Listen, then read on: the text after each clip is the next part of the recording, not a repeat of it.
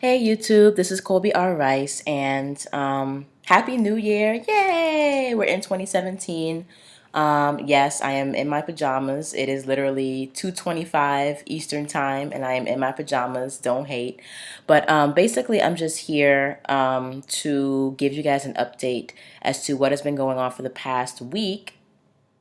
In short, nothing much, but what has been going on in the past week and what will be going on from basically this point forward for the rest of the year. And I'm just going to apologize in advance for the kind of like weird lighting.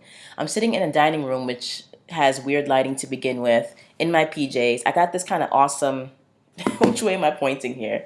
Here we go. I got this kind of like awesome but like eerie light coming in through the kitchen. So like yeah, you can tell that I am not a DP, or at least I was not trying to get my DP on for this video. But despite all of that, I'm still coming to you guys with an update. And I just wanted to do a brief recap of where I am in my creative process on certain projects, and then give you guys a quick rundown of the goals, the creative goals that I have for 2017.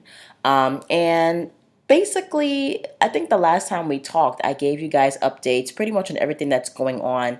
For the most part, what I achieved in December was me finishing out that first semester of graduate school, which was really crazy and pretty difficult. But then beyond that, I was also doing a couple of new things for The Bohemian Badass. I soft launched the podcast, and I gave you guys a tour of that in the last update. And I also actually just spent a lot of time in December reflecting, writing my year round, not my year round, but my roundup updates for what I've been doing this past year and posting that on the blog, figuring out what my goals were for this year and posting that on the blog, and then doing like a massive 8-week update, which was long overdue, for the month of November and December prior to doing the roundup and the updates on the blog. So anyway, I say all that to say that December has been basically a month of like relaxing and reflecting and just being introspective and really doing a nice review, a personal and professional review of what I have been up to this past year and how I have been achieving my goals and meeting my milestones. So basically, without further ado, because the baby is sleeping and I have a limited time to do this before she wakes up, I just wanted to give you guys a quick overview for those of you who just don't feel like reading my blog, which is totally fine, of what I'm going to be doing this year for 2017. And I have pretty much 8 major goals that I want to accomplish, and I do believe I can accomplish those throughout the year. The first goal is that I want to develop a daily writing habit of 500 words a day. Now, generally, I'm pretty good at getting around to my novels at least a few times a week, if not for a couple minutes a day. But I want to make this habit much more regimented and much more habitual. With an actual milestone that I'm meeting in terms of word count every day, because from there I want to keep dialing up my word count per day until I get to 2,000 words a day by October 1st, 2017. And that's my second major goal. First, create a very daily, 7 days a week, pretty much 365 days out of the year, 500 word a day writing habit. And as each quarter passes by, I want to dial up that word count by 500 words. So from January 1st until March 31st, I can churn out 500 words a day and just be totally fine. But by April 1st and all the way up until June 30th, I want that word count to move from 500 words a day to 1,000 words a day. For quarter 3, which is from July 1st all the way up until August 31st, I want to be churning out 1,500 words a day. And then by October 1st and beyond, pretty much for the rest of my life, I want to be cranking out at least 2,000 words a day. And the reason why I want to do this is because I do want to produce my novels and release them more consistently on a more consistent production schedule so that I can get my backlist grown, I can move on with my projects, and I can achieve some sort of evolution and growth in my, not only in my production, but just in my creativity as an independent author and creator. Because I have, over the course of these past 3 years, I literally have gone from maybe 5 ideas and 5 IPs to literally over 105 individual creative intellectual properties that are sitting on my project slate. And of those 105 creative properties, intellectual properties, 62 of them are original ideas, meaning that they're not adaptations of one idea. Some of them are, but 62 of those individual projects are actual separate creative IPs that I want to work on. While the rest of those projects that make up the 105 are basically adaptations. So, for example, let me just explain that for a second. So, I'm working on the Books of Ezekiel novel series, right, which is its own intellectual property. But then I'm also doing, or I plan to do, adaptations on that intellectual property, which includes a feature film script, a pilot, a video game, etc. So whenever I have a different kind of adaptation of that original IP, I put that onto my project slate, but it does not count. While it counts as its own project, because it really is its own project, it does not count as a separate original IP. So yeah, but I do have 62 separate original IPs, and from those 62 IPs, I've developed over 100 different projects that I would like to work on across my entire creative career. And that number is only going to go up. So as that number is going up, I need my production to also increase so that I can get these projects out and I can get them off of my slate and move on to other projects. And this is not just about becoming more efficient and becoming more consistent, because it's not just about turning out endless projects just to make money or what have you, but I just want to create, and I want to make that room in like my mind and in my creative ether so that I can work on those projects. Having said that, I do also want to focus on developing the projects as best as I can, and I really am going to focus on put a heavy focus on world building, which is another one of my major goals this year, is to really slow down in that aspect of my creative life and focus on building up the world's languages, civilizations, technologies, magic systems, so on and so forth, for each of these franchises that I am trying to get produced, basically. Because I find world building really fun, really empowering.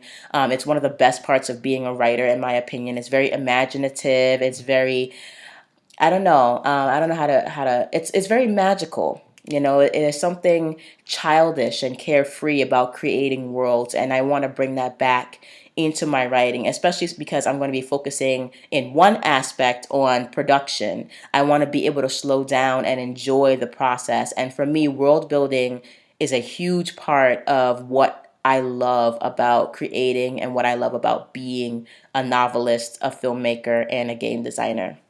So, 3 goals: daily writing habit, increase daily writing habit, blah, and also build worlds more consistently, put more time into that. Um, Another goal, which I already intimated, is to publish more books. So, and that's connected to all the other goals. So you see that the goals sort of build on each other. I want to publish at least 5 books this year. And I know that sounds intense, but there are a lot of authors out there who literally publish 8 to 10 books a year. So I know that I can get my game up as long as I remain consistent and stay on top of my production and my word count. And I would like those 5 books to, at least those 5 books, to be in the Books of Ezekiel series to finish out that second arc that I'm working on, the second seasonal arc. But if I only get a couple of those books out in that series and then get a couple books out in the next series, that's totally fine. Ultimately, my ideal goal would be to finish all 5 of the books in the second season arc of the Books of Ezekiel, and then also get out a few books from this next series I'm working on, which is called The Hitman of Happily Ever After. And I've told you guys about this, and I actually introduced you to this series, I think in my last journal. But if I could get books in those 2 series out this year, I will really be excited and on top of my game. the ultimate, like I don't know how they say, the maximum level of achievement would be finishing the second arc of the books of Ezekiel, releasing a few books in Hitmen of Happily Ever After, and then also releasing at least the first book in the Asylum trilogy. That's really reaching in terms of me being able to accomplish all that this year, but I'm still going to aim for it. So I'll let you guys know how that's going, and we'll see where that goes. So let's see, that's 4 out of my 8 goals, I believe. The next goal is to continue to upgrade and develop and evolve my author website. If you guys have like seen my site at all since I first started, which was in 2012, I hadn't written or published my novels then. I was working on the concept of the books of Ezekiel, but I hadn't really gotten serious about writing and publishing it until 2013. But if you had been with me since 2012, which is when I started the blog aspect of my author career, you would have seen my blog it looked really cute, and it was really kind of stylish and classy. And it was also like very feminine and girly. And I love that. I have no problem with femininity, excuse me. But I realized that like my brand and what I like to write is very dark. It's very gritty. It's very kind of hardcore. It can be very graphic. And so the brand that I was putting out there and the tone that I was striking with my website was not consistent with the tone that I'm striking in my novels, at least in the books of Ezekiel. And I know for sure it's not the tone I'll be striking in Hitmen of Happily Ever After or in the Asylum trilogy or in the Forgotten trilogy or in any of the works that I'm working on. And so as much as I loved that former brand, I really wanted to just pin down a brand and a color scheme and a font and a feel and a tone that really reflected what I represent as an author. So if you guys check out my website now, which is www.colbyrrice.com, you'll see a whole new face on it than what was there in 2012. And that is the face of Colby R. Rice. Like that homepage with the gas mask and the crazy kind of I don't know, like wicked font, like that's me. That's me. Sci-fi thriller, dystopian, ass kicking, hard hitting. That's my brand. That's what I like to write. So I really killed it on that goal last year, but I want to take that goal to the next level this year by working on the individual features and aspects of my site, including creating a VIP room for my readers and my reader base, adding more research that I'm doing on my science fiction, fantasy, and folklore for my novels, just little things, more sort of content-based things as opposed to graphic and design based. I have the design that I want. I have the graphics that I want. I have the fonts and the colors that I want. Now it's time to start filling in that content. I also am going to redesign my welcome page, not the original home page, but the page you go to after you hit my home page. I want that to be a little sexier. So that's another goal. A major goal of mine, in addition to all the other ones I've talked about, is that I really want to connect more with my community. And by connecting, I just mean, by community, not connecting, but by community, I mean not just my readers, but also fellow authors. A while back, I pulled back from that because I had to focus on being a mom, which was major. So I didn't even have time to really connect with people at all. But I also wanted to focus on like my individual brand and what I wanted to bring to the table as an author. And I wanted to focus on getting my project slate filled out and increasing the projects on my slate, which I've done. And I also wanted to really figure out how to increase my production pace and my production value. And I feel like I've figured those things out and I'm ready to execute so that now I can come back into the game with more consistency, being able to deliver on pretty much anything I say I can deliver on. And so basically, I feel like I am ready to be more serious and more strategic about my career. And I did not feel comfortable connecting more with authors if I didn't have the time to really build relationships or participate fully in the events and in the endeavors that they were hosting. So now I feel ready to do that on a professional author level. And I also feel as though I have more time to open up conversations and connect with my readers, who essentially I consider to be my family, not my fans, but my family, because it's really hard to get people involved with your work. And if somebody is signed up to your reader list and is consistently reading your stuff, which I didn't ever think would happen, then that reader deserves your attention as an author, in my opinion, and you need to be communicating and connecting, and I need to do a better job of that. So I also want to engage in just giving my readers more like viral giveaways, more like gift cards, more books, more opportunities to just like interact, just all that kind of stuff. And while I'm cultivating and basically pampering my lovely, lovely readers, as well as my author peers, I also want to grow my reader base as well. So that's going to be a major focus: growing my reader base, catering to my reader base, loving my reader base, and also doing the same for my author peers. So look out for that. The last two major goals on my agenda for this year is that, as you guys know, I have recently claimed and stepped into the role as film director. And I don't even know why I'm still doing this, but I'm claiming the role as film director, finally, of horror, sci-fi, and action, because that is what I want to do as a filmmaker. There are goals that I have as an independent author and as an independent author entrepreneur, and then there are goals I have as a filmmaker. And that goal, in terms of filmmaking, is to write, direct, design, and produce, and release and market my independent horror films, sci-fi films, and action films. Ultimately, it would be great also to get some major studio projects if I get to that level where my shit is so hot that I cannot be denied. But that is not necessarily something that I have to have in order to feel validated as a film director. You know what I'm saying? Um, I just want to make movies. And whether I make movies outside of the studio system, which I love because I love independent work, or I get to make movies inside the studio system, I am fine with both. But I can't have the latter without the former. Even if I weren't getting studio jobs, which I'm not, but even if I never get a studio job, I still need to feel as though I have the power and capacity to produce my own independent work, because that's what I'm going to be doing basically for the rest of my career.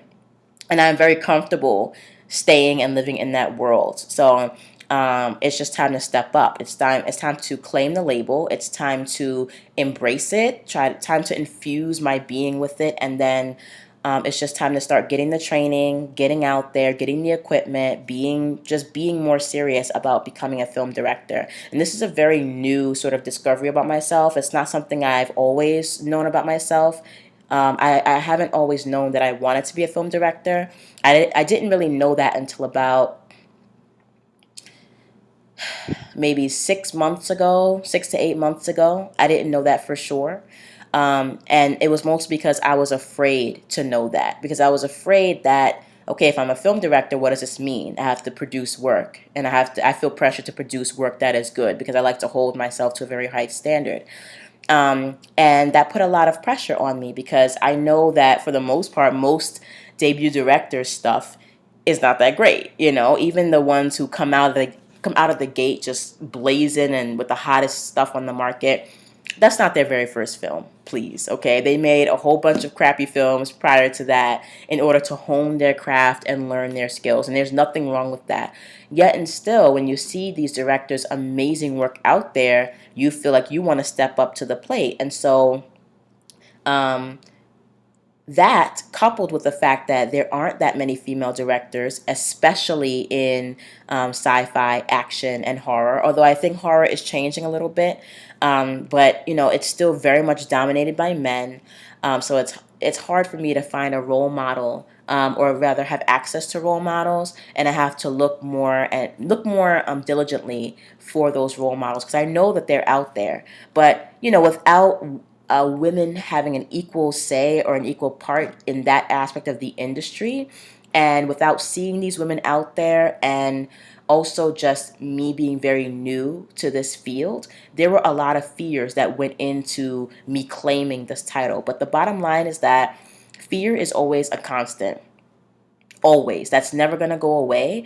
And the only difference between those who make it and those who don't is that those who make it do not allow the fear to dictate whether or not they're going to try and try again and try again. Those who do not make it either do not put the time in that they need to hone their craft, network, and to up their game, or they have the talent, but they're too afraid to get out there and be rejected. Because even the best directors are rejected. Some of their ideas are rejected, some of their movies are rejected, or sometimes not very well received.